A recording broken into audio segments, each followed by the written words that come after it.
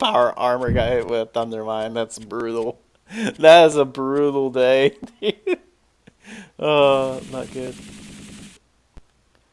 Not good at all. Oh god. Yep. That was actually super brutal. Mmm. Enemy mech approaching.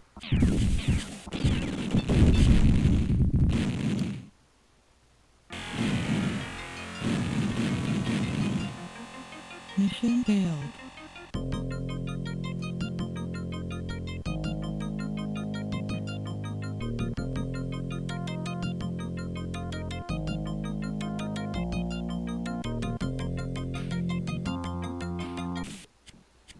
Enemy mech approaching.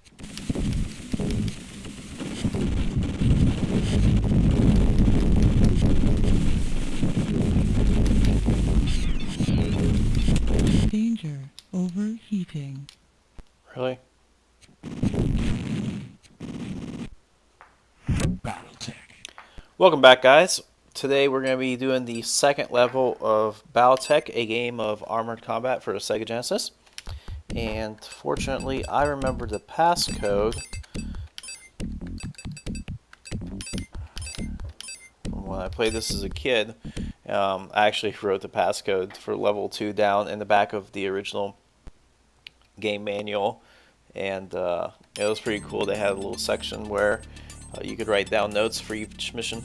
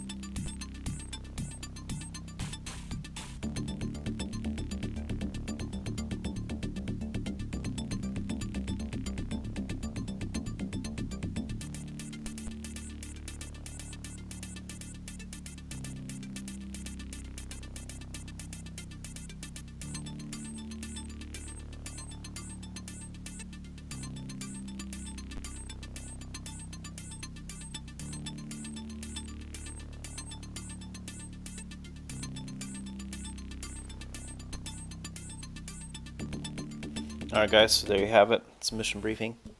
In the first mission, I played with the Gauss Rifle, Machine Gun, and LRM loadout for the Timberwolf.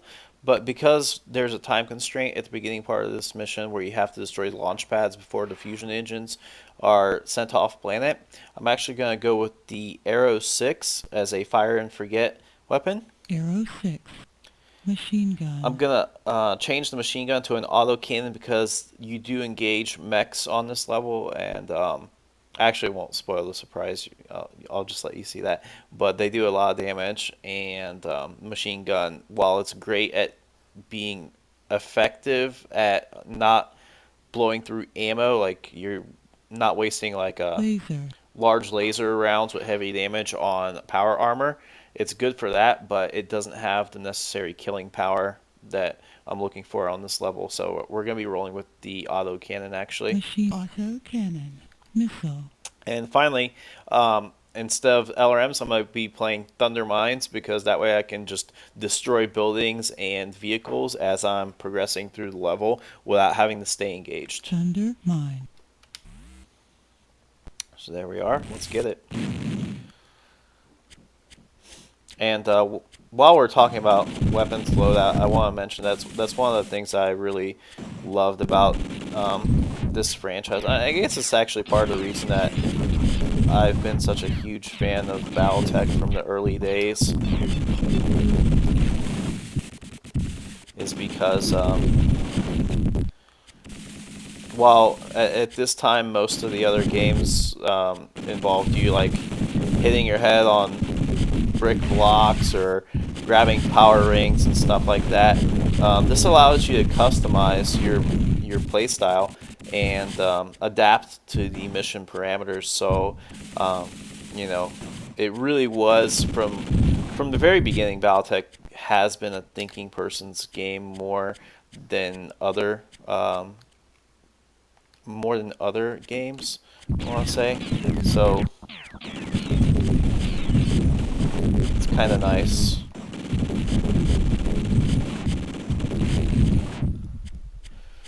Coolant. It's actually quite nice to be able to experience that on such an old iteration of this franchise.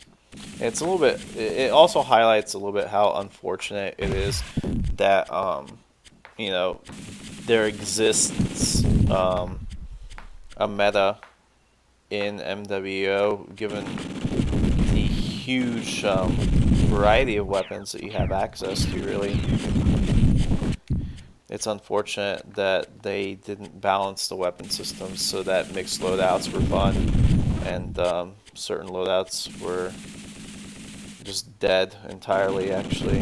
And as a result, certain mech variants were just completely DOA, which is really sad. Here I'm going to use the Arrow 6 to soften up this position because I'm kind of on a time constraint here. There we go. So I let the Arrow 6 take care of the enemy units while I destroy the building. It's kind of cool. What are we looking at? 30 rounds of autocannon 5. Alright, I'm going to reload. Auto cannon. So, yeah, not to really harp on it, but I think certain weapon systems, like actually the Thunder Mine in particular, would have been fantastic in MWO. I had an idea in PTS 2, I want to say, or 3, something like that. I said, hey, you know, like, why don't we introduce Thunder Mines as a way of breaking up the death wall mechanic in quick play. And I understand there's a lot of different variables that went into the death ball mechanic. Like long range weapons were pretty much garbage because you didn't have long sight lines. You didn't have long sight lines on most maps. So you know, with cover being as readily available as it is on most of the maps and the way they're designed, like mid-range was just way better because it ran cooler, it allowed you to do a hell of a lot more damage, it was more pinpoint, and basically it was just way better. And then unfortunately the short-range weapons suffered because of map design. You didn't really have good areas to sneak up on people as a short-range mech. The old river, pardon me, not the old river city, the old forest colony was actually one of the best maps for that. I loved going tunnel. You guys probably find videos on my channel of me doing like brawler pushes through tunnel on the old forest colony. It was a lot of fun, but unfortunately they changed the map and you know, that further obsoleted short-range builds. Oh, well, I mean, distracted by MWO. I want you guys to take a look at this. Do you see that mech? That thing wrecks face. That's why I was so hesitant to engage it. It's actually a Stormcrow, and you know, according to lore, yeah, it's 55 tons. The Timberwolf shouldn't have any problems, but man, this thing flat out wrecks on this map. So that's why I'm using the Arrow 6 to soften it up a little bit here, and engage at a time when it's advantageous to me, because you'll see I'll actually make a move once I get him more. Once I atrophy him down a little bit, I'll make a move. You guys can see just how quick he piles on the damage, and especially with this being a choke point and the lava coming out, just erupting there, it's really dangerous, because if he engages you there and he rams into you and locks you in position, you're just done for.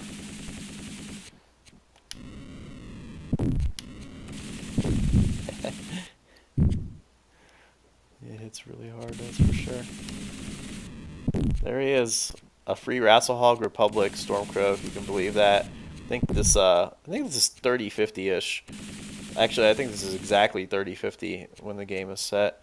So, alright, we're gonna go for it. We're gonna go for it. We're gonna go for it. We're gonna go for it. Woo! Yeah, you see how he just took half of my life? I mean, just absolutely slagged my mech. And he was already halfway dead, so you can imagine if you engage on anything close to uh, an even playing field, you're going to lose one of your mech's lives really quickly, and it's not what I'm going for here. This mission is hard. Just straight up, it is hard. It is hell. Like, this mission is fucking hell. I think it's, there's one part of one mission on the ice planet that was a little bit more challenging just because mech control was an issue on the ice. But as far as just the overall difficulty, I think this is by far the most difficult level in Danger. this game. Oh, Overheating. Jesus Christ. Yeah, point proven. Danger. Overheating. Uh, barely made it. I gotta find coolant here somewhere. Um, is that coolant over there? Where I destroyed the launch pad? Could be. Hopefully. Danger. But anyway, going back to the Overheating. point I was talking about earlier, Thunder Mines would have been a great addition to the game. Coolant. Like I said, there's a lot of things that contributed to the death ball mechanic, but Thunder Mines would have been fantastic as a way of breaking up death ball because you can't just crowd around one point because if a Thunder Mine blows up, then it's going to damage multiple mechs and legs are gone, people are limping. It's just really bad news bears. And it also would have afforded PGI an opportunity to bring infotech into it. Like, for example, if your mech was under 30 tons, it wouldn't set off the Thunder Mine. And you could have also integrated Beagle Active Probe as being a useful weapon system at that point because, Beagle could have been allowed to detect, rather, Thunder Mines. And that would have been fun. I think it would have brought another element to the game rather than just having certain. Fuck me, really? Fucking lava. It would have allowed other builds other than just the quote unquote meta, like Six Small Pulse, Arctic Cheetahs, and stuff like that. A mislinks with a hardwired Beagle Active Probe would have been actually really worth it at that point instead of just being 1 ton of wasted weapon systems on a mech that was already at a disadvantage when it came to how much firepower it can carry. So I think that would have been fun. Unfortunately, a missed opportunity, I believe. But then, maybe it's not going to be a missed opportunity because I stopped in on Russ's Twitter a week ago, something like that, and I wanted to see if he had said anything interesting recently, and he said something about implementing a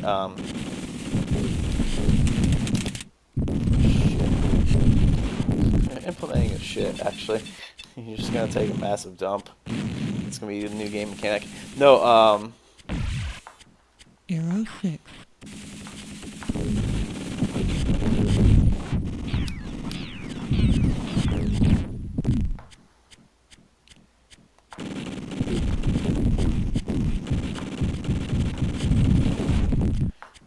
when he was talking about implementing a new game mode that was gonna involve a Union class dropship, and I was like, wow, that's like something that you straight up took from my PTS suggestions, which kind of sucks when I read about it because I applied as a Q&A tester 6 months ago for PGI and I didn't get the position. They never even actually wrote me back to say, hey, we're looking for blah blah blah, and you're kind of like, why would you buy the cow when you can get the milk for free? Maybe I shouldn't have written down all my ideas on the forums, but at least I think it will benefit the game in the long run if they implement it as I wrote it. And basically, the concept was actually really lore based.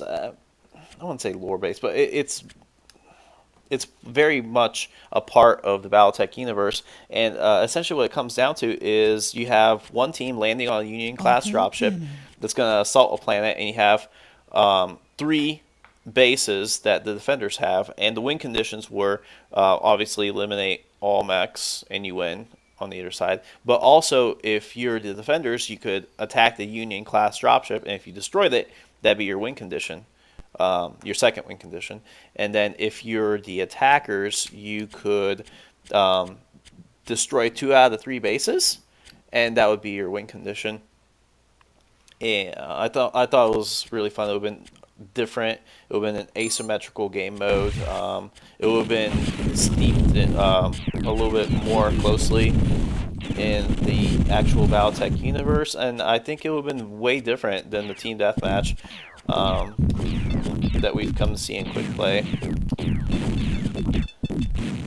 Scouting would have mattered because if you're the defender, you need to know which bases they're going to try to hit. If you're the attacker, you need to know, are they going to sit and defend? Are they going to push for our dropship? Stuff like that. It would have scattered out the players a little bit more and broken them up and made less of a death ball and more of a little bit of small limited engagements, kind of like we have in scout mode. I guess it's like that, but on a 12v12 scale with a lot of information warfare type stuff incorporated into it. I think it would have been fun. So, like I said, it sucks that, I didn't get the position, but I do hope that they implement the ideas and implement them correctly. Because one thing to just be like, oh, it's a great idea, and then they don't implement it correctly, and it ends up being a mess. Kind of like, I guess, the mini map. I didn't get to see it because, like, I think I've done one scout mission in the last month on my alt account. So I heard the mini map got messed up pretty bad, but I didn't get to see it firsthand because essentially I didn't play.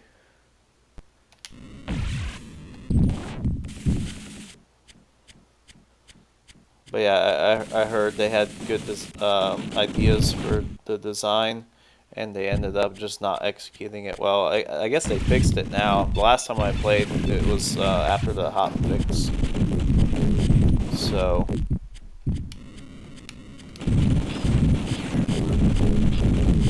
it looked pretty decent to me. I didn't really have complaints about it, but apparently the first iteration was just complete garbage. So yeah, whatever. Unfortunately, it's just PGI's problem. Their internal testing is really quite bad. They don't really have a firm. They don't have a firm grasp on their own game, unfortunately. We're gonna grab this anyway. Which is why I applied for a Q&A tester in the first place. But hey, whatever.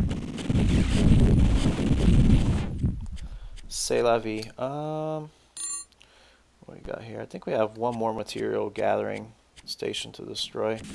And we're gonna assault the central complex. In this area right here, like, oh my god, what a nightmare. Just lava fissures everywhere. There's an enemy mech that patrols here too. It's just really bad news bears.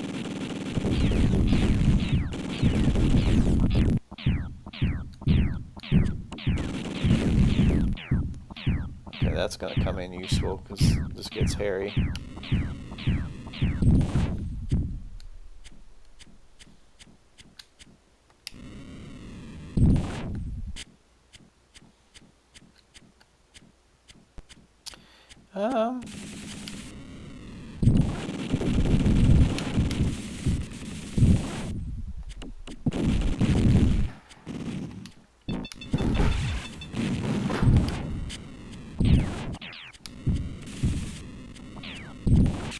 Trying my hardest to stay alive. Auto cannon.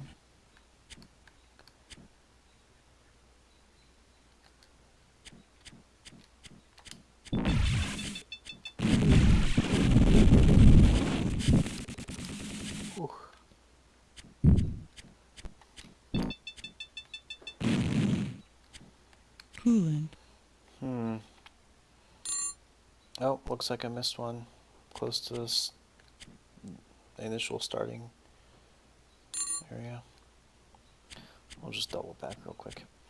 But other things. Did I mention I love the sound of the autocannon in this game? I don't know if I have or not. This is like take number, I don't know how many takes now. I've died so many times. This mission's so hard. But anyway, anywho, yeah, the autocannon sound effect. God, I love it. That was one of the sweetest sounding guns ever.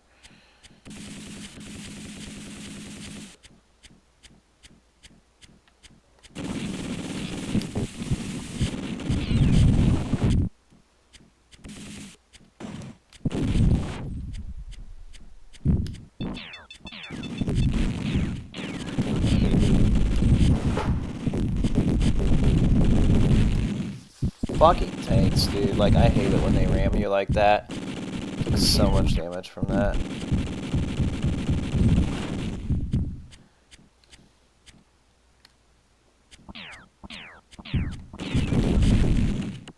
Fuck off, turret. Danger. Overheating. Come on, coolant. Big money. Let there be coolant in this building. Book.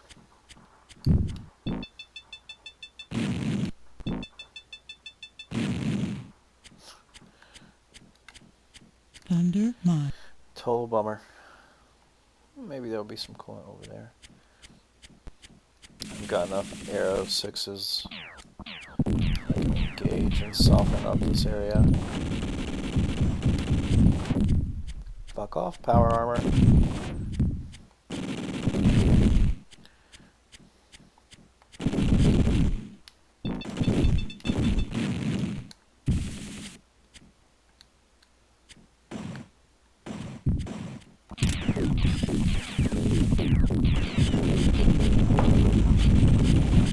Danger. Overheating. Dang, switching Betty. Sweating bullets over here.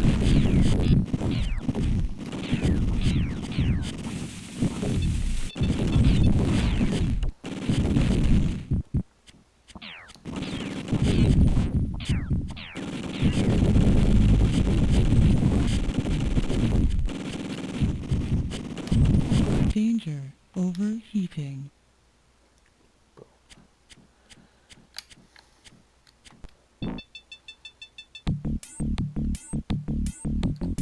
Okay, so that's the material processing center, so all destroyed.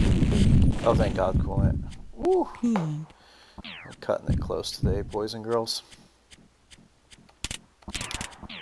Out of arrows, out of auto Arrow cannons, 6. out of everything.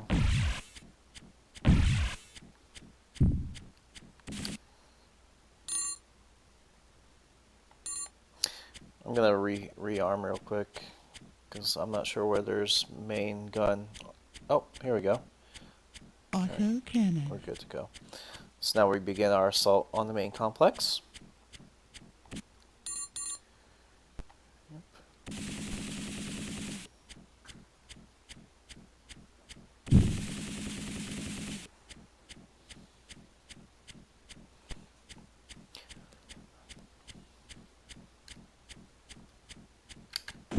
Enemy mech approaching. Let's see if we can bait the Stormcrow out again. Probably not, though. Jesus. Enemy mech approaching. Enemy mech approaching. Yeah. Enemy mech approaching.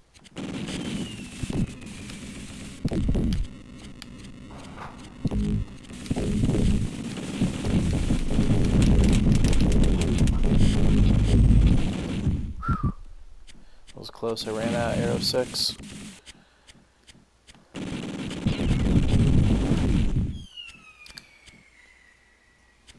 I don't know if you guys can hear that. Neighbors are shooting off fireworks already, even though it's, what, the 2nd?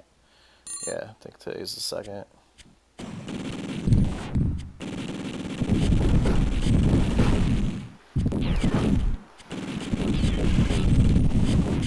Oh, Jesus. I still don't have arrows. I need them bad.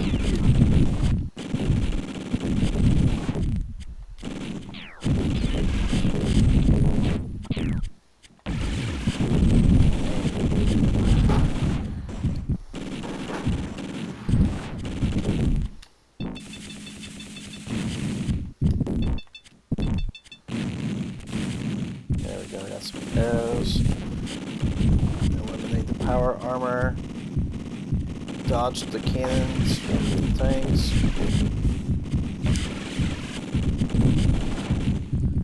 Auto cannon. Arrow 6. Okay.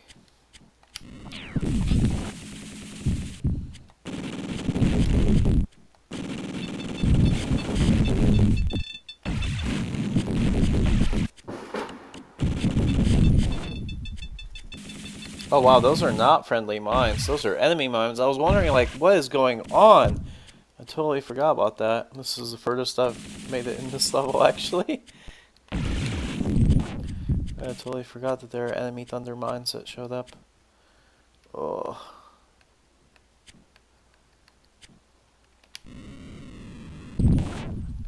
Tricky situation.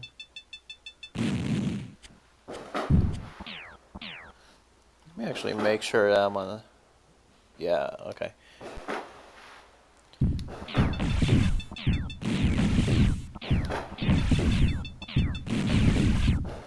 I didn't want to destroy the central assembly before I destroyed all the material gathering stations, because the mission said it would straight up explode if you didn't do that.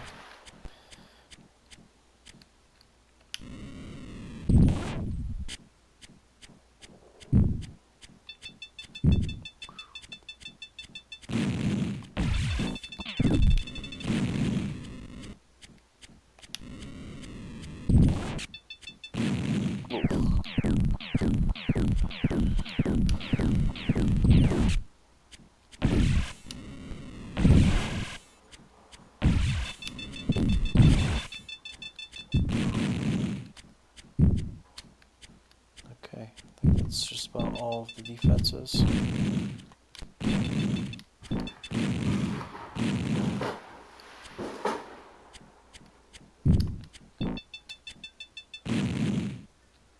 Really? Mission complete. There we go.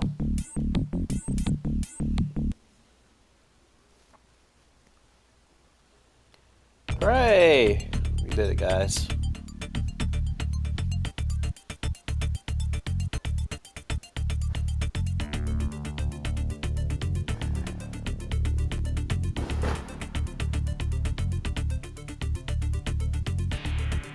Yeah.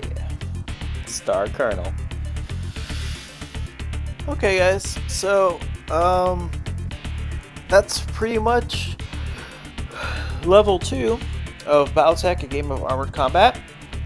And stick around here because I have a sneak peek at another Battletech game that I've been working on getting set up. So I hope you enjoy the preview, guys. Take care.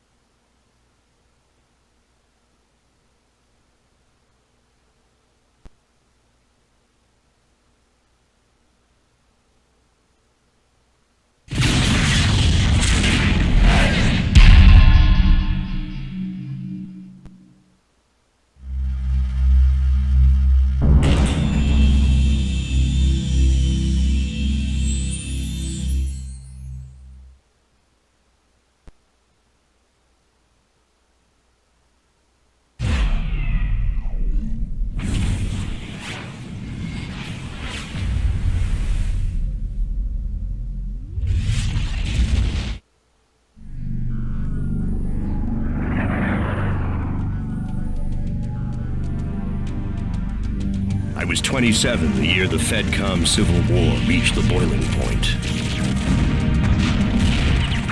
The media saw us as young gods, lords of war, striding the battlefield in our engines of destruction. The holovids captured our stories and spun them to the masses. For some, it was a time of terrible sacrifice and loss.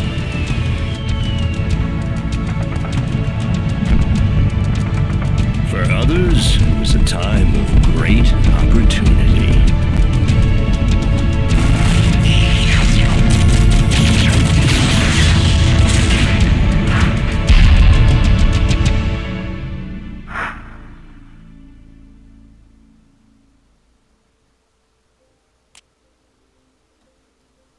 Oh yeah. So I'm working on optimizing Mech 4 on the Windows 10 machine that I have right now. The graphics are pretty crummy, actually, when it comes right down to it. Um, let's look at. You know what? Let's look at one of my favorite mechs here. Yeah, as you can see, the graphics aren't the best at the moment, so I'm going to be working on optimizing this old game, and I'm going to try to get some missions in here on Mech 4 and do some playthroughs, and I hope you guys enjoy that. Alright, thanks for watching. Have a good day, night, whatever it may be. And don't forget to comment, rate, subscribe. Take care.